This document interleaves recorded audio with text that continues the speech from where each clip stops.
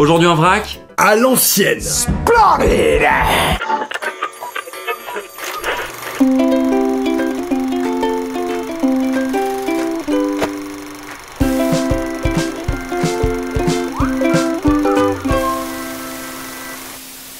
Bonjour à tous, on se retrouve pour une nouvelle vidéo. Cyril va m'interroger.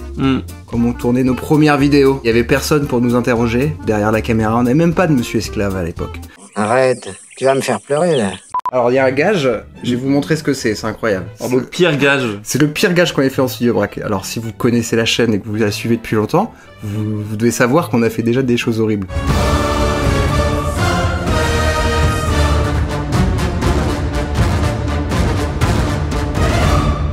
Ah, ça sent très très mauvais si jamais on ouvre l'enveloppe, donc on vous en dit pas plus. Restez jusqu'à la fin de la vidéo. Et dis donc, c'est du chantage ça. Si j'ai pas la moyenne, tu devras le faire, et si j'ai la moyenne, je le fais. Ouais, dans ce cas-là, j'aurais fait un plus dur. Oh, dommage. En quelle année a été créé Netflix? D'accord, je dois trouver une date à 3 années près. Oui. Ok. L'avantage de pas avoir d'adversaire, c'est qu'on peut mettre son chemin de pensée. Alors vas-y, parle. Déjà, je sais que Netflix ne date pas de la création de la plateforme, et que Netflix, au départ, est un loueur de films, et c'est comme ça que ça a existé, je crois. Je crois même que le principe de Netflix, au tout départ, c'était tu recevais un catalogue papier, je crois, chez toi, si tu t'abonnais, et que tu pouvais dire « je veux voir tel film, je veux voir tel film », et on t'envoyait par la poste le DVD. Je pense que c'était le début du DVD. Début du DVD, les années 2000. Fin 90, plutôt 2000, 2002. Bah tu vois, c'est chiant là. Je vais dire 2003. C'était tellement proche. Et c'est pas bon? C'est pas bon, c'est 1997.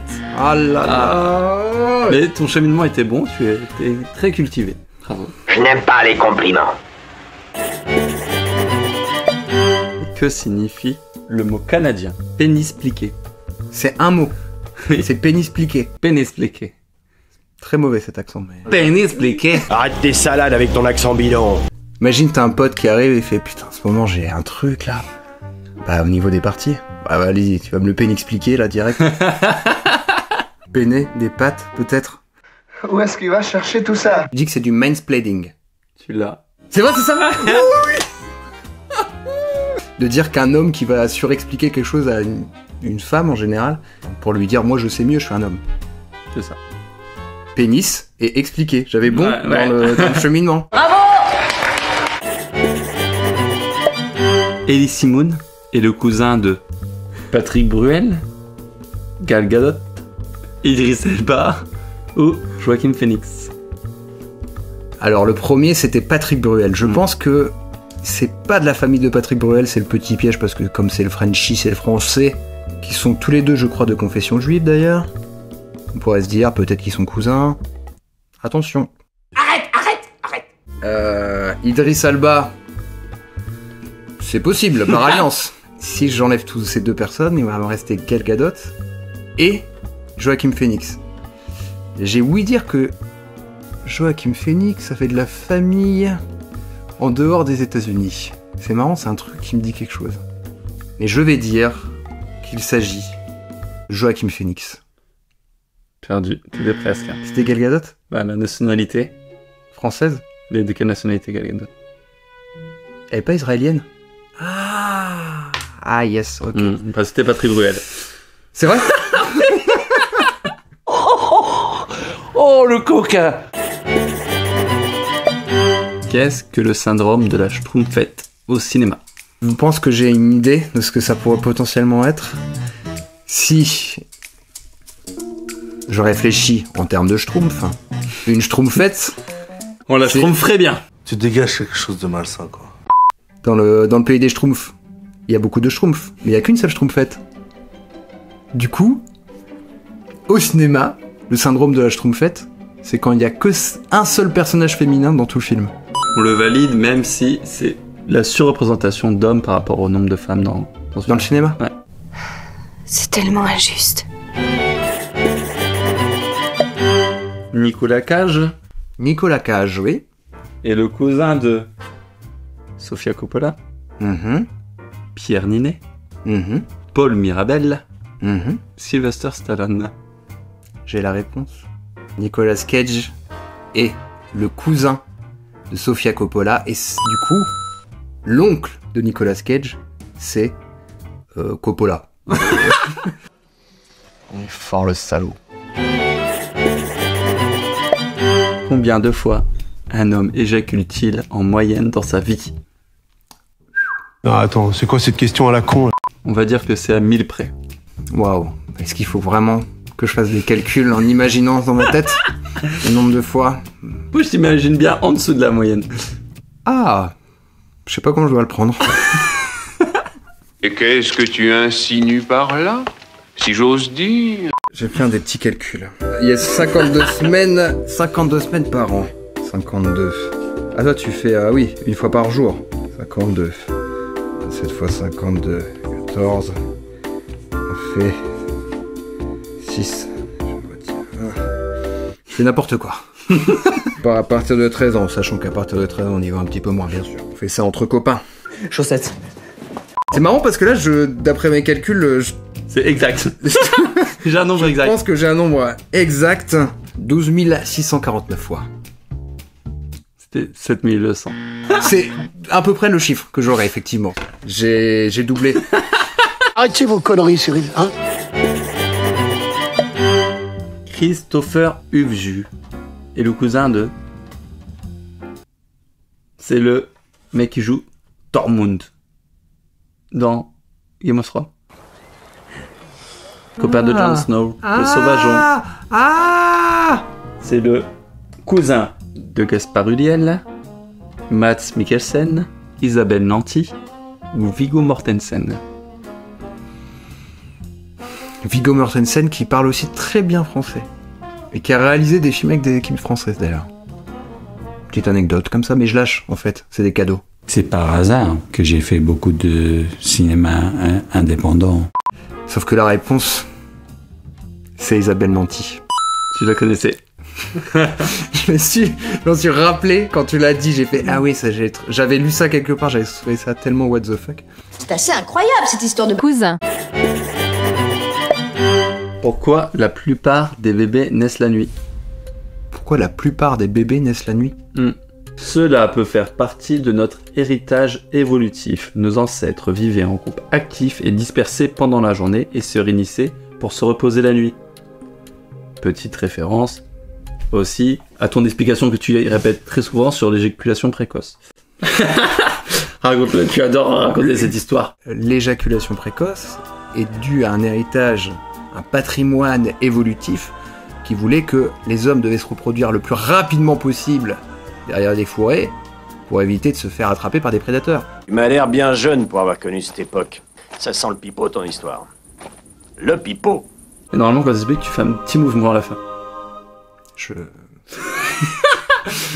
Eh oui, bien sûr, c'est une question de honte. Parce que le fait d'être allongé favorise les contractions longues qui déclenchent l'accouchement. Ok, donc la nuit on est allongé, ça paraît logique. Parce que la présence de la lune la nuit influence les accouchements, les nuits de pleine et de nouvelle lune étant celles où naissent le plus de bébés. Car les naissances ont généralement lieu à peu près à la même heure que l'enfant a été conçu. Les rapports ayant lieu plus souvent la nuit, les naissances aussi. Écoute, il y a une logique dans tout ce que tu as dit. Sans doute la réponse qui peut sembler la plus what the fuck. La réponse est parce que la lune a des effets. C'est pas du tout ça. Non, c'est pas vrai. Ah oui, putain, j'étais persuadé. C'était la réponse A, c'était sur l'héritage évolutif. Mais la lune, j'étais persuadé, parce que la lune, bah, ça agit quand même sur les marées, quand même. Con comme la lune, sous la lune. D'où vient le Todum de Netflix? Celui-là. Non. Je l'ai su, mais je me rappelle plus. Ce que je vais dire, tu vas se trouver. Réponse 1, House of Cards. Réponse 2, Jurassic Park. Réponse 3, Lilyhammer. Réponse 4, Orange is the New Black. En fait, je sais pas si je l'ai su. Je l'ai peut-être lu, je l'ai oublié. Mais grâce à cette vidéo, on va le retenir ensemble et comme ça au dîner de famille et au repas entre amis, aux petits apéros, on pourra dire « Mais enfin le doudoum de Netflix, ça provient d'House of Cards, que c'est la première série !» Et oui.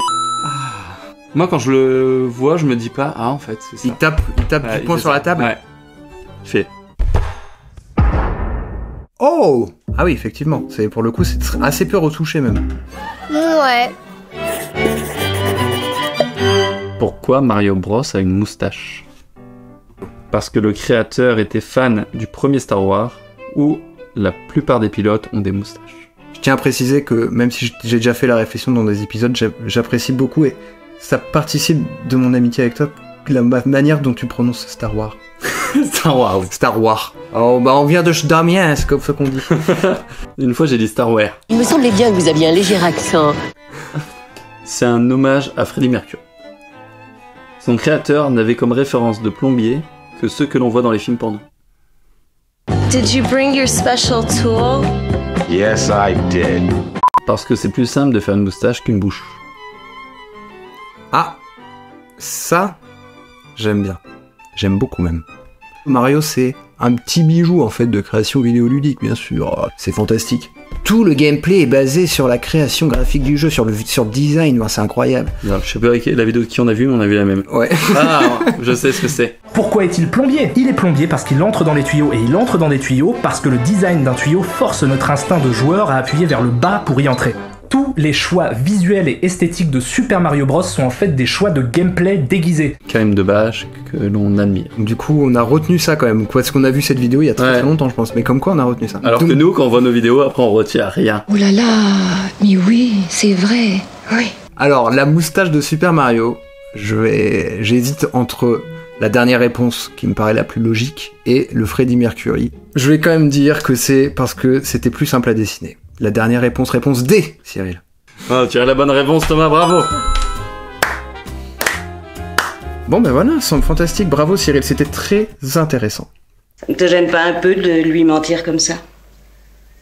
Je dirais que la question la moins intéressante et celle qu'on retiendra certainement pas, c'est le nombre de fois où on éjacule, même si maintenant je sais que c'est à peu près 7000 fois par vie. 7200. 7200 par vie. Je dois être à... C'est très étrange de cette série la norme en racontant cette histoire. En effet, mieux vaut éviter de prendre des risques inutiles. Bon ben on se retrouve tout de suite pour le gage, on va devoir tourner ça dehors parce que ça sent très mauvais. C'est un petit colis de la poste qu'on a reçu il y a plus de 2 ans, parce que tu l'as commandé il y a plus de 2 ans. Je dirais même qu'au dernier tournage on l'avait déjà et qu'il est resté dans le... Non. Si. Waouh. Ouais, il est chez nous depuis très longtemps. Alors, c'est un truc qui se mange. J'espère que ça se périme pas. Non, c'est pire. Alors. Bon, on a notre petit gage, Cyril, ce que je te propose c'est de l'ouvrir, on s'est mis dans le jardin parce qu'on a entendu dire que ça peut empester une maison pendant au moins une semaine. Et comme on a beaucoup de respect pour le papa de Cyril qui se trouve derrière, on va faire ça à l'extérieur. Cyril va devoir déguster un surströmming. Ça fait 3 ans qu'elle est là, quoi. Alors c'est quoi cette affaire? Il s'agit d'une spécialité suédoise à base de poissons crus fermentés pendant plusieurs mois. Je vous épargne les détails, mais apparemment l'odeur fait partie des pires effluves au monde. Même les animaux refusent d'y toucher. Bon, ça pue déjà. Ça veut dire quoi si ça gonfle? Bah si ça a gonflé, ça veut dire... Il n'y a pas pire. Nous, ça nous arrive. Alors, Et alors là, c'est quand c'est gonflé comme ça, Moi, ce que je vais faire, c'est que je vais... partir. te laisser ouvrir ça. Moi, je vais me mettre un tout petit peu à côté. Non mais je peux pas l'ouvrir, y a pas le truc. Non Thomas, viens là. Ah bah non. Non mais j'ai besoin de quelqu'un qui tient le sac, Thomas, vraiment. Après, il y a ma fille qui va courir dans le jardin. Oh mon Dieu.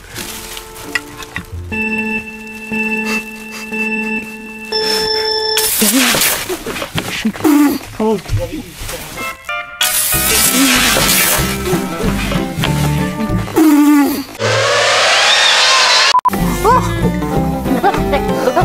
oh mon Dieu.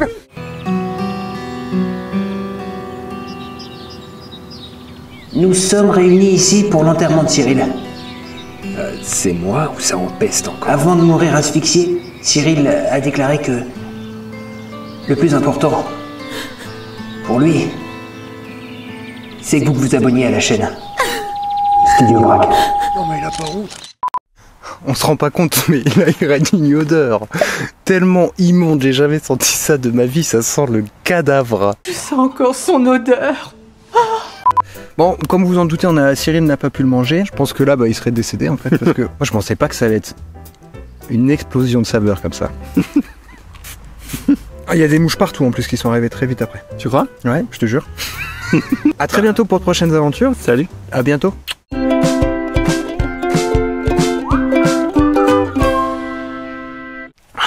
j'en ai évidemment sur ma main. Attends, je sais pas. Est-ce que j'en ai sur mon t-shirt? Je pensais pas que c'était possible. Ah, l'odeur.